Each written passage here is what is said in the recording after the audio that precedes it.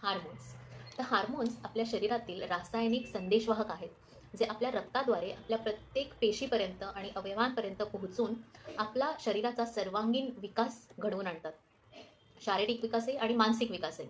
तर आहेत की नाही हार्मोन्स अतिशय महत्त्वाचे आणि ह्यांची योग्य ती पातळी आपल्या शरीरात असणे हे अतिशय महत्त्वाचे आहेत.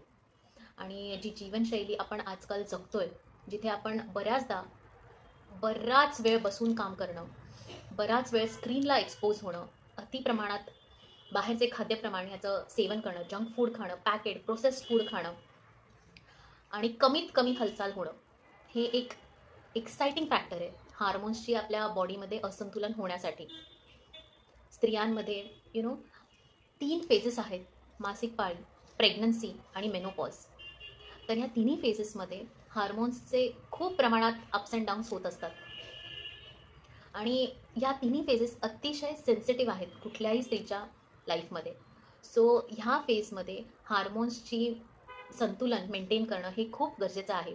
इवन पुरुषांमध्ये थायरॉईडचे प्रमाणात आढळून येत आहे, तिच्यात मसल लॉस होतोय, लैंगिक समस्या आढळून येत आहेत, अस्पष्ट वजन वाढ होतीये, केस गळणं, केस पांढरे होणं आणि बरेच काही असे सिम्पटम्स आणि डिझिजेस आहेत जे हार्मोन्सच्या असंतुलनामुळे निर्मित होत आहेत.